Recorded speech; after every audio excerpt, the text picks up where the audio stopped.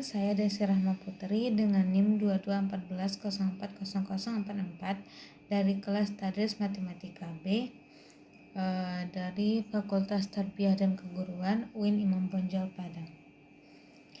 Di sini saya akan membuat video untuk memenuhi tugas dari mata kuliah Hadis Tarbawi yang diampu oleh Bapak Zulhaldi. Di sini saya akan menjelaskan tentang hadis kedua, yaitu mengenai ciri-ciri orang munafik. Hadisnya yaitu Bismillahirrahmanirrahim. Haditsu Abdillah ibnu Umar radhiyallahu anhuma qala Rasulullah sallallahu alaihi wasallam arba'un man kunna fihi kana munafiqan khalisan wa man kanat fihi khallatun minhunna kanat fihi min nifaq hatta yada'aha idza haddatsa kadzaba wa idza ahada ghadara wa idza wa'ada akhlaf wa idza khasama fajara. Nah, di sini saya akan menjelaskan maksud dari hadis tersebut, yaitu hadis Abdullah ibnu Umar. Abdullah ibnu Umar radhiyallahu anhuma, Allah ridho kepadanya, berkata. Jadi Abdullah ibnu Umar ini mendengar Rasulullah bersabda, qala Rasulullah sallallahu alaihi wasallam. Rasulullah sallallahu alaihi wasallam bersabda, arba'un man kunna fihi kanat munafiqan. Arba'un, 4, man kunna, dan barang siapa yang ada fihi padanya kana munafiqan khalisan, berarti dia benar-benar orang munafik, sungguh orang munafik. Wa man kanat fihi khallatun,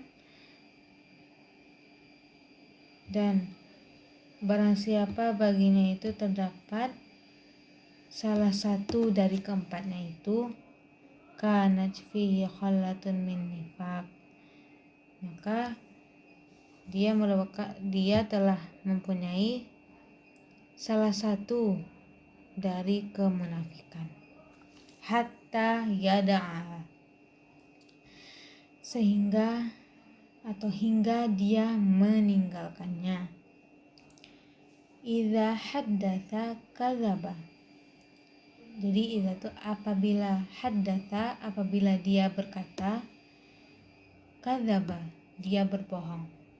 Jadi orang munafik itu jika berkata dia selalu berbohong, tidak sesuai fakta atau apa yang benar-benar terjadi.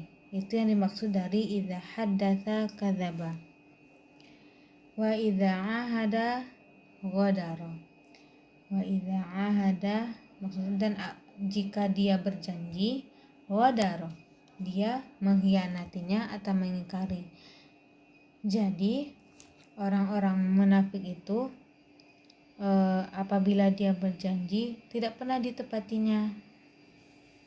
Kemudian ciri orang munafik yang ketiga yaitu wa idza wa'ada akhlas, dan apabila dia berjanji dia tidak menepatinya.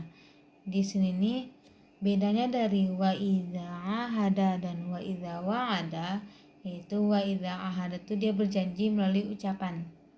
Nah, wa idza wa'ada ini perbuatan. Jadi apabila dia berjanji akan berbuat sesuatu, akhlaf, dia tidak menepatinya. Kemudian ciri yang keempatnya yaitu wa idza khasama fajara. Wa idza, dan apabila ada khasama, berselisih atau bermasalah dengan orang lain, dia fajaro, berlebih-lebihan. Jadi jika dia bermasalah, mungkin permasalahannya kecil, dia dibesar-besarkannya. Nah, itulah maksud hadis dari yang kedua ini. Nah, hadis ini diriwayatkan oleh Al-Bukhari, Muslim, At-Tirmizi, An-Nasa'i, dan Abu Daud. Nah, apa sih yang dijelaskan oleh hadis ini? Nah, hadis ini menjelaskan tentang sifat-sifat orang munafik. Nah, di hadis ini kan tadi disebutkan ada empat di sini ciri-ciri orang munafik.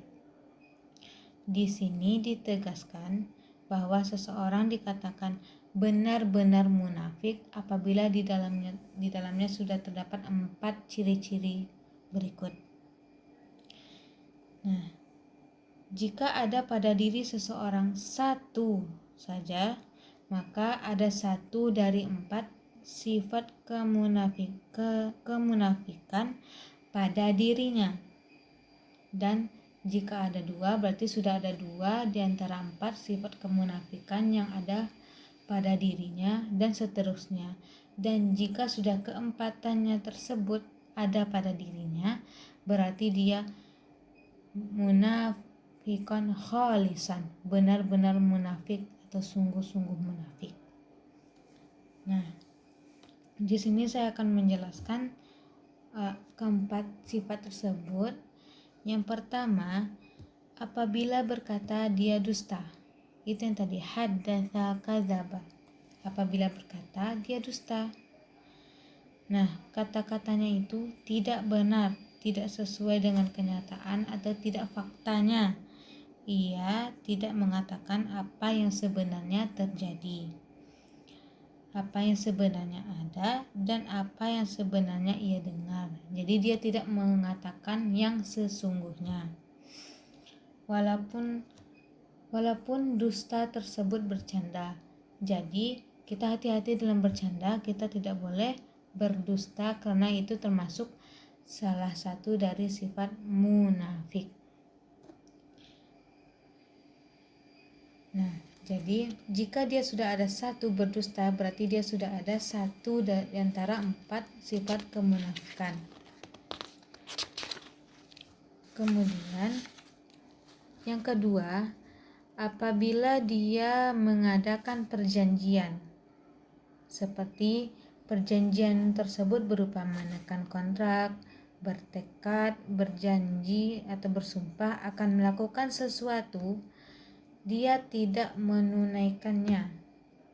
Jadi dia tidak menunaikan apa yang telah dia janjikan tadi, seperti ketika menekan kontrak, bertekad, berjanji, bersumpah, dia tidak menunaikannya atau tidak melaksanakan perjanjian itu. Kemudian dia juga tidak melaksanakan apa yang telah disumpahkannya, dijanjikannya itu.